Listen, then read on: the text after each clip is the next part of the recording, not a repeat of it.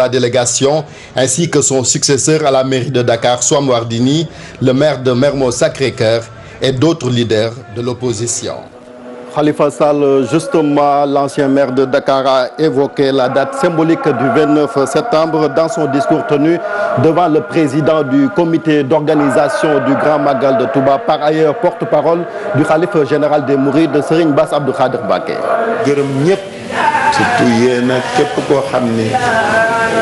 Nous rendons grâce à Dieu et remercions toutes les autorités religieuses de Touba, vous en l'occurrence, pour tout ce que vous avez fait. C'est ce qui justifie notre présence ici à Touba, afin d'apporter notre contribution dans la réussite du Grand Magal de Touba, qui est une œuvre de Cheikh Ahmadou Bamba. indi suñu contribution ci li nga xamni mom la suñu maam def Cheikh Ahmad Bamba. L'actualité du Magal, c'est aussi l'approvisionnement en eau à Touba. Les autorités ont mis en place un dispositif spécial à travers le déploiement de camions-citernes dans des quartiers impactés.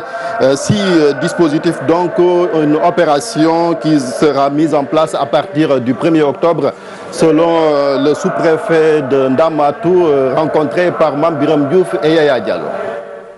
Le liquide précieux est souvent en manque terrible en période de Grand Magal et les habitants de Touba en sont conscients, tout comme ceux qui viennent dans la ville sainte pour la commémoration de ce grand événement religieux d'envergure internationale. En période de Grand Magal, certains secteurs manquent d'eau. Par contre, chez nous, 2 ans maintenant, dans notre quartier, nous ne subissons pas ces ruptures.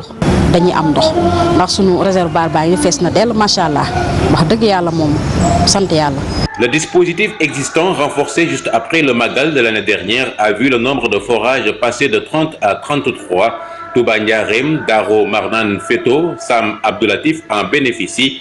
Parmi aussi les réalisations dans le plan d'urgence, un surplus de 14 000 m3 dans le réseau, afin de faciliter l'accès à l'eau avec le Magal. Ces 5 bases avancées sont installées au niveau de la sous-préfecture de Ndam, mais il y aura d'autres bases avancées au forage de l'université, au forage Baylahat de Dar Khoudos, au forage de Ndamatou et au niveau du Pench de Touba Ndiarème. Donc les populations qui habitent les quartiers, et chaque site polarise un certain nombre de quartiers. Et c'est les populations de ces quartiers-là vont directement au niveau de ces bases avancées, au lieu de venir directement à la sous-préfecture. Donc nous estimons que c'est un dispositif qui va être beaucoup plus un atout dans l'organisation matérielle de la distribution à eau à l'occasion du Grand Magal de Touba.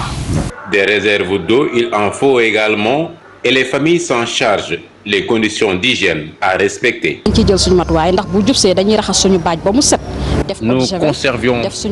conservons bien l'eau en respectant toutes les mesures d'hygiène.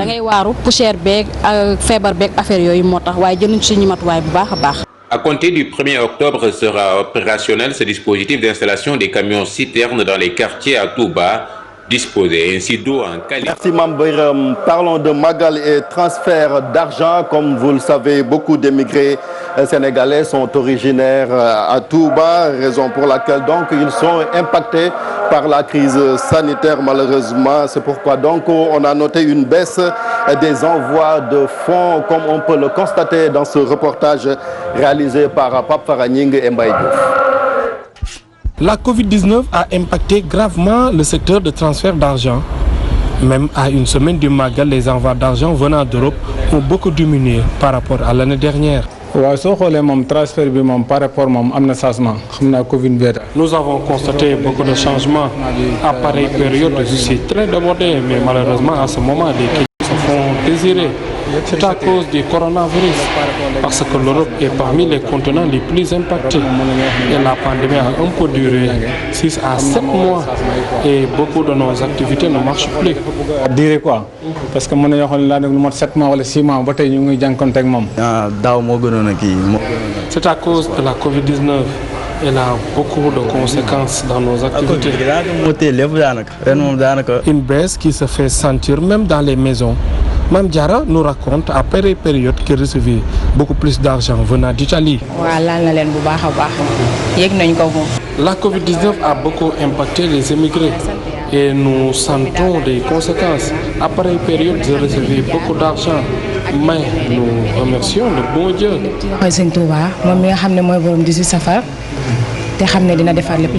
Situation difficile pour les gérants de transfert d'argent car les clients se font rares, surtout ceux qui récupèrent les enfants venant d'Europe. Par exemple, ceux qui envoyaient 10 millions par mois maintenant, ils ont des difficultés même pour envoyer 3 millions. Après la Tabaski, tout le monde s'activait pour le Grand Magal et les épouses des Modou faisaient beaucoup d'achats. Mais à ce moment, elles ont même disparu de la circulation.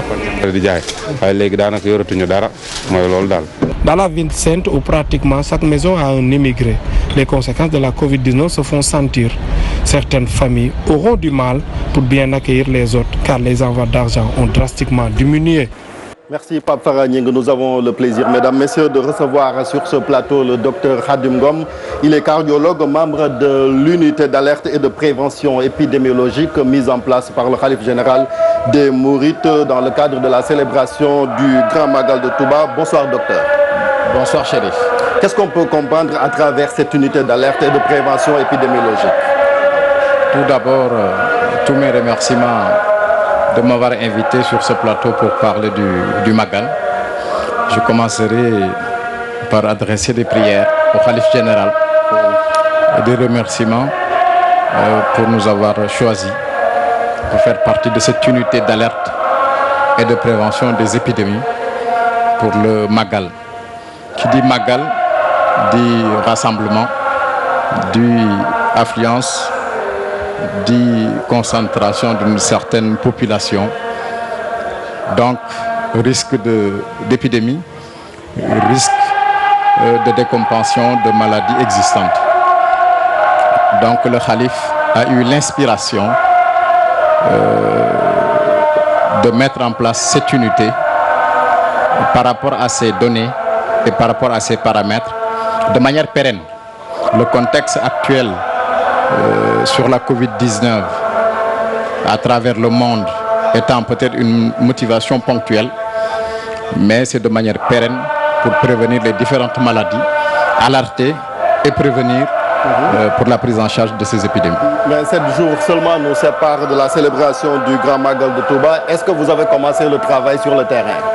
Le travail a été commencé depuis belle lurette, depuis la création de cette unité sous la coordination du professeur Lamine Gueye avec d'autres éminents chercheurs, professeurs, le professeur Massamba Diouf, épidémiologiste, le professeur Lamine Ndiaye, socio-anthropologue, le docteur Aline Mbaké et le docteur Saré de Touba Assistance Médicale.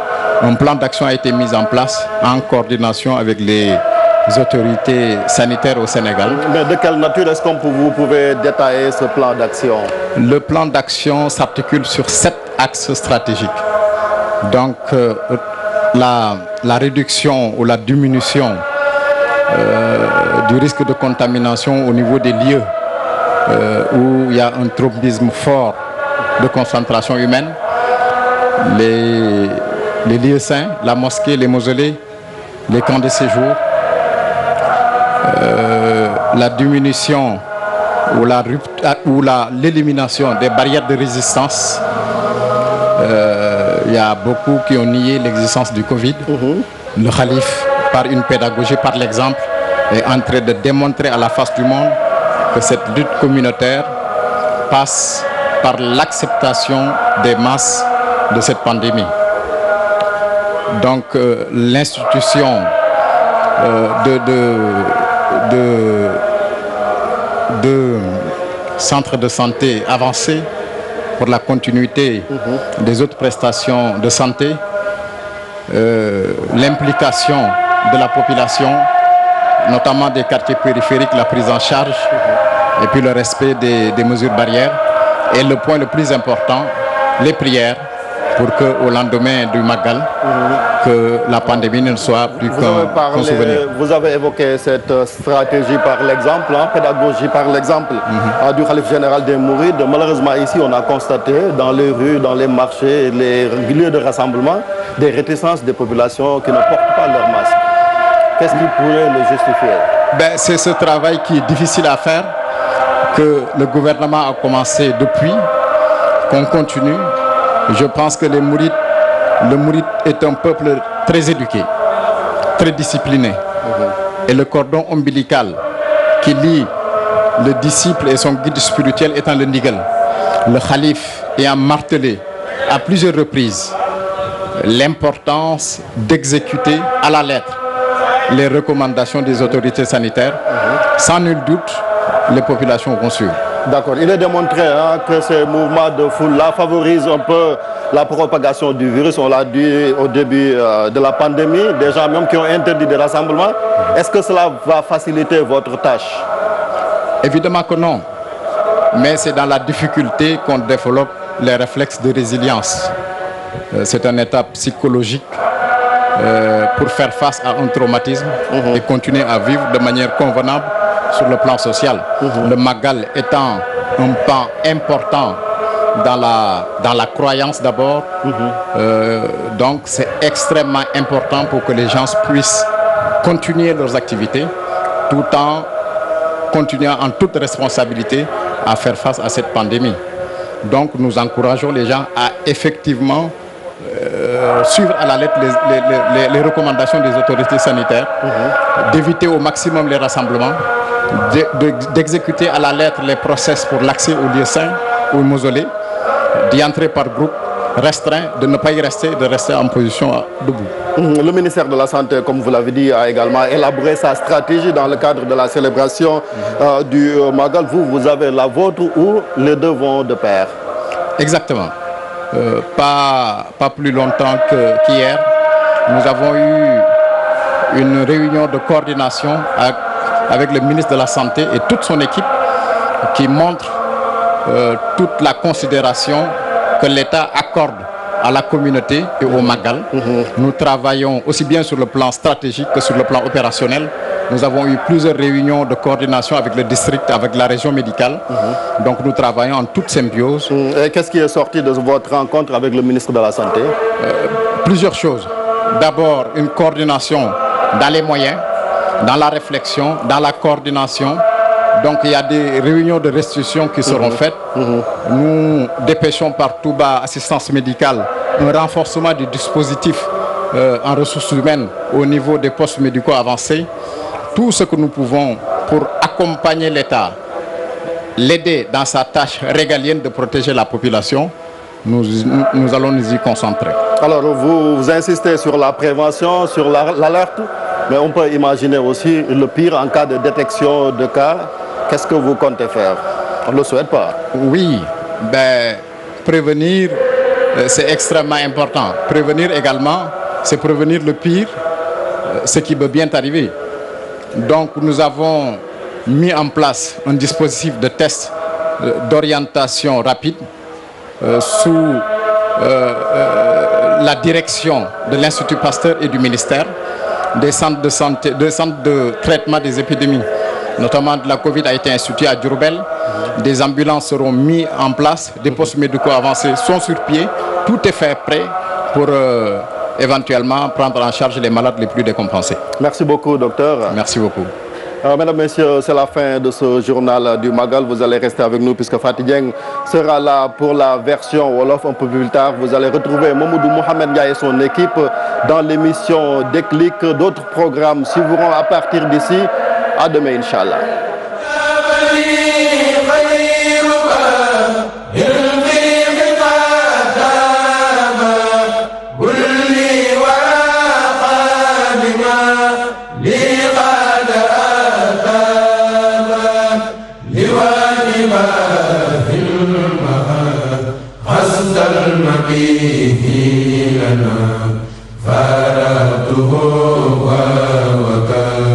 والأمر ما خاب عجبا لي خيرك